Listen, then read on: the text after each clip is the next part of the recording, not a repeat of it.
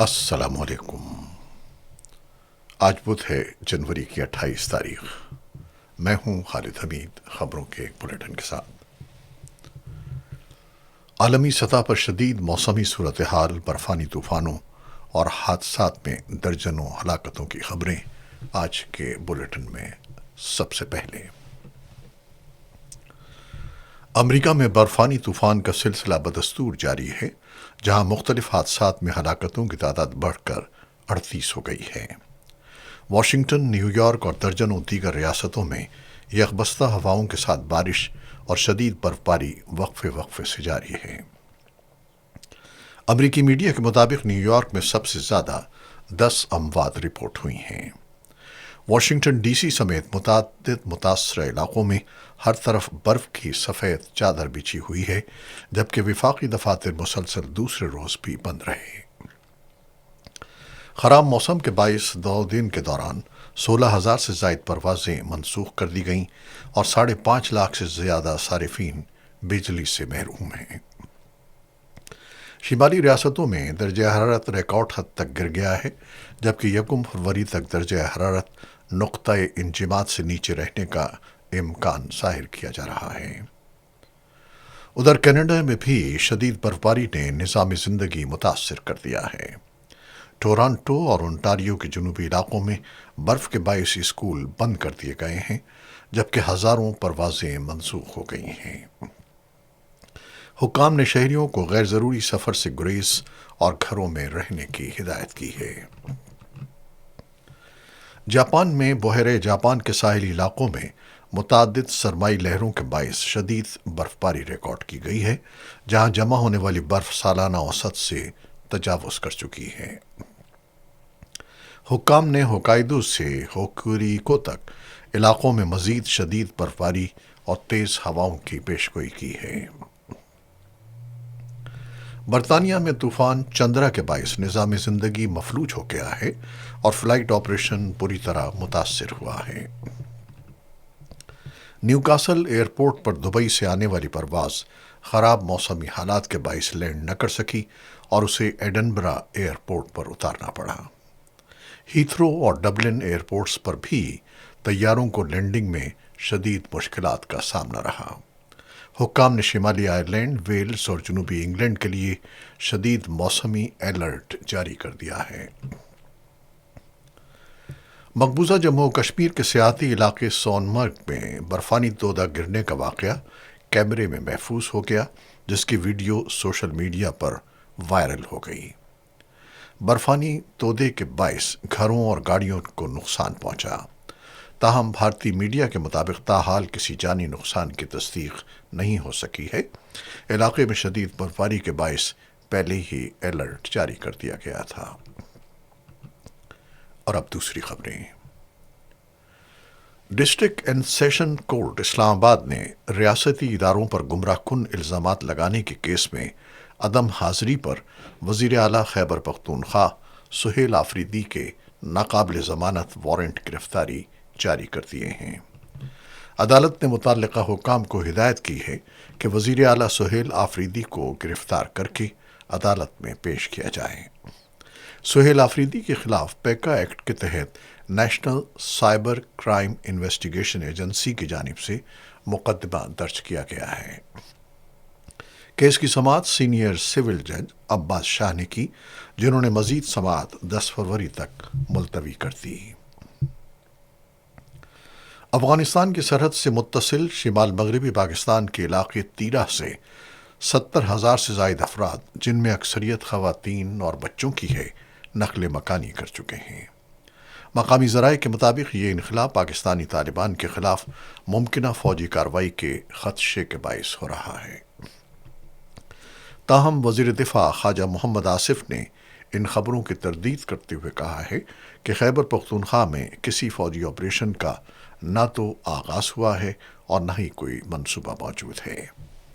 اسلام آباد میں news conference کے دوران انہوں نے نقل مکانی کی وجہ سخت موسمی حالات کو قرار دیا۔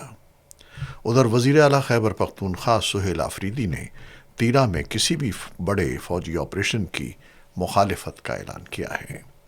فوجی حکام کے مطابق تحریک طالبان پاکستان کے خلاف ٹارگیٹڈ انٹیلیجنس آپریشنز جاری رہیں گے۔ بھارت میں ریاست مہاراشٹر کے ضلع پونا کے علاقے بارامتی میں ایک چارٹرڈ طیارے کی کریش لینڈنگ کے نتیجے میں نائب وزیر اعلیٰ اجیت پوار ہلاک ہو گئے ہیں۔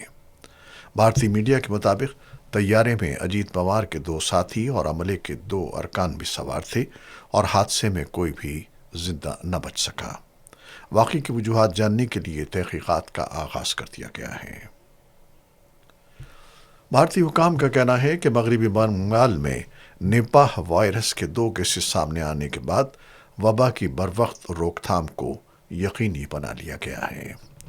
وزارت صحت و خاندانی بہبود کے مطابق بہتر نگرانی، لیبارٹری ٹیسٹنگ اور فیلڈ تحقیقات کے باعث صورتحال قابو میں ہے۔ بھارتی حکام کے مطابق کیسز سے منسلک 196 افراد کا سراغ لگایا گیا جن کے ٹیسٹ منفی آئے۔ عالمی ادارے صحت کے مطابق نپاہ وائرس کی کوئی ویکسین موجود نہیں ہے اور اس کی اموات کی شرح 40 سے 75% تک ہو سکتی ہے۔ کئی ایشیائی ممالک نے بھارت سے آنے والے مسافروں کی اسکریننگ بھی شروع کر دی ہے۔ امریکہ کی جانب سے جنگی مشقوں اور بحری بیڑے کی مشرق وسطیٰ میں آمد کے بعد ایران نے آبنائے ہرمز میں فوجی مشقیں کرنے کا اعلان کر دیا ہے۔ غیر ملکی میڈیا کے مطابق ایران نے مشقوں کے پیش نظر فضائی حدود سے متعلق نوٹم جاری کر دیا ہے جس میں کہا گیا ہے کہ 27 سے 29 جنوری تک آبنائے ہرمز کے اطراف 25,000 فٹ سے کم بلندی پر پرواز نہ کی جائے۔ ایرانی حکام کے مطابق یہ مشقیں 9 کلومیٹر کے دائرے میں ہوں گی۔ دوسری جانب پاسداران انقلاب نے سخت لہجے میں خبردار کیا ہے کہ اگر امریکی جہاز ایرانی سمندری حدود میں داخل ہوئے تو ان پر حملہ کیا جائے گا۔ بیان میں کہا گیا ہے کہ امریکی صدر محض بیانات دیتے ہیں، جنگ کا فیصلہ میدان عمل میں ہوگا۔ ایران نے بدھ کے روز اسرائیل کے لیے جاسوسی کے الزام میں ایک شخص کو پھانسی دے دی۔ عرب میڈیا کے مطابق پھانسی پانے والے شخص کی شناخت حامد رضا کے نام سے ہوئی ہے۔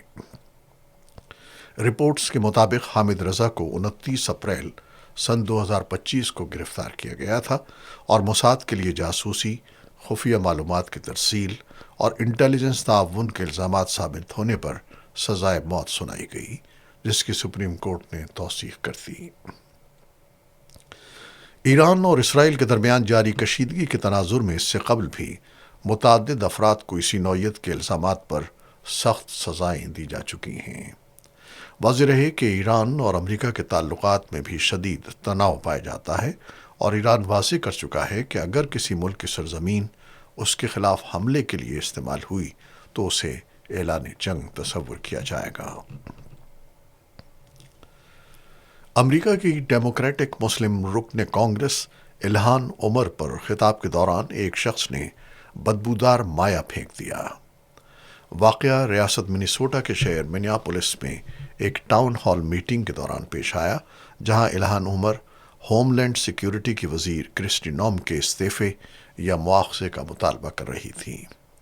حملے میں الہان عمر زخمی نہیں ہوئی، جبکہ سیکیورٹی اہلکاروں نے سفید فام ملزم کو فوری طور پر حراست میں لے لیا۔ واضح رہے کہ سابق صدر ڈونلڈ ٹرمپ ماضی میں الہان عمر کو تنقید کا نشانہ بناتے رہے ہیں، جبکہ کرسٹی نوم کو بھی منیسوٹا میں ایک ہلاکت کے واقعے پر شدید تنقید کا سامنا ہے۔ اقوام متحدہ نے خبردار کیا ہے کہ فلسطینی رفح کراسنگ کے دوبارہ کھلنے کے لیے شدید بے چینی کا شکار ہیں، جبکہ اسرائیل کی جانب سے طویل بندش کے باعث انسانی مصائب میں اضافہ ہو رہا ہے۔ اسرائیلی فورسز کی جانب سے حملے جاری ہیں، جن میں غزہ کے السنفور علاقے میں کم از کم 4 فلسطینی شہید ہو گئے ہیں۔ غزہ کی ایک فلسطینی خاتون میسیرہ الکرفر نے بتایا کہ اسرائیلی حملوں کے نتیجے میں ان کے IVF کے ذریعے محفوظ کیے گئے ایمبریوز تباہ ہو گئے ہیں۔ طبی حکام کے مطابق اسرائیل نے غزہ میں 10 میں سے 9 زرخیزی کلینکس کو تباہ کر دیا ہے، جبکہ ایندھن اور مائع نائٹروجن کی قلت کے باعث باقی ایمبریوز بھی شدید خطرے میں ہیں۔ حقوق کے حامیوں اور اقوام متحدہ کے تفتیش کاروں کے مطابق زرخیزی مراکز اور زچگی وارڈز پر حملے फ़लस्तीनियों की नस्ल कुशी की पॉलिसी का हिस्सा हैं, जिसकी तारीफ 1948 के अक़वाम मुत्तहिदा कन्वेंशन में भी की गई है। ज़राए के मुताबिक हमास अपने 10,000 पुलिस एहलकारों को अमरीका की हिमायत याफ्ता नई फ़लस्तीनी इंतज़ामिया में शामिल कराने की कोशिश कर रही है, ताहम इसराइल इस मुतालबे की मुखालफत कर सकता है। अमरीकी सदर डोनाल्ड ट्रंप की सालिसी में होने वाले जंगबंदी मुआहदे के बाद हमास ने गज़ा के निसफ हिस्से पर कंट्रोल बरकरार रखा है। जंग के खात्मे के लिए पेश किए गए बेस निकाती मंसूबे के दूसरे मरहले में गज़ा की हुक्मरानी एक फ़लस्तीनी टेक्नोक्रेटिक इदारे के हवाले करने की तजवीज़ शामिल है। हमास के ज़ेरे इंतज़ाम हुकूमत ने अपने सरकारी मुलाजमीन और सिक्योरिटी एहलकारों पर जोर दिया है कि वो नई इंतज़ामिया के साथ ताउन करें। मकामी हुक्काम के मुताबिक रूसी फ़ज़ाई हमलों के नतीजे में यूक्रेन के दारुल हुकूमत कीव के मुज़ाफ़ाती इलाके ब्लूहोरोड्स्का कम्युनिटी में 2 अफराद हलाक हो गए हैं, जबकि वस्ती यूक्रेन के दनेप्रोपेट्रोव्स्क रीजन में ड्रोन हमले से एक और शख्स जान की बाजी हार गया। ये मोहलिक हमले बुध की शब उस वक्त किए गए जब चंद घंटे कबल शिमाल मशरक़ी शहर खार्किव में एक मुसाफिर ट्रेन को भी ड्रोन हमले का निशाना बनाया गया। यूक्रेनी सदर वोलोदिमीर ज़ेलेंस्की ने ट्रेन हमले को दहशतगर्दी करार देते हुए बताया कि इस वक्त ट्रेन में तकरीबन 200 मुसाफिर सवार थे। उधर गवर्नर ओलीह कीपर के मुताबिक जनूबी यूक्रेन के शहर ओडिशा में बंदरगाह के बुनियादी ढांचे पर रूसी ड्रोन हमले के नतीजे में 3 अफराद जख्मी हुए। हंगामी इदारों का कहना है कि कीव में एक 17 मंजिला रिहायशी इमारत को भी निशाना बनाया गया, जिससे इमारत की छत और बालाई मंजिलों की खिड़कियों को नुकसान पहुंचा। रूसी हमलों के बायस यूक्रेन के एनर्जी ग्रिड को भी शदीद नुकसान पहुंचा है, जिसके नतीजे में कीव के मुतअद्दिद रिहायशी इलाके बिजली से महरूम हो गए हैं। यूक्रेनी फ़ज़ाइया के मुताबिक रूस ने रात गए इस्कंदरिया बैलिस्टिक मिसाइल और 146 ड्रोन्स के ज़रिए हमला किया, जिनमें से 103 को फ़ज़ाई दिफाई निज़ाम ने तबाह कर दिया। क्रिकेट। पाकिस्तान के खिलाफ 3 T20 मैचेस पर मुश्तमिल सीरीज़ खेलने के लिए ऑस्ट्रेलवी क्रिकेट टीम लाहौर पहुंच गई है। पाकिस्तान और ऑस्ट्रेलिया के दरमियान सीरीज़ का पहला मैच कल खेला जाएगा। ऑस्ट्रेलवी मीडिया रिपोर्ट्स के मुताबिक पहले T20 मैच में टीम की क़यादत ट्रेविस हेड के सुपुर्द किए जाने का इम्कान है, जबकि बाकायदा कप्तान मिचेल मार्श और wicket keeper batter Josh Inglis को इब्तदाई मैच में आराम दिए जाने पर गौर किया जा रहा है। ये थी वो खबरें जो यूट्यूब चैनल पर हमने आपके लिए पेश की। आप हमारे चैनल को देखते हैं, शेयर करते हैं और कमेंट्स में अपनी मोहब्बतों का इजहार करते हैं, जिसके लिए हम आपके बेहद ममनून हैं। अपनी इन कोशिशों को जारी रखिएगा। खालिद हमीद को अब इजाज़त दीजिए। अल्लाह हाफ़िज़।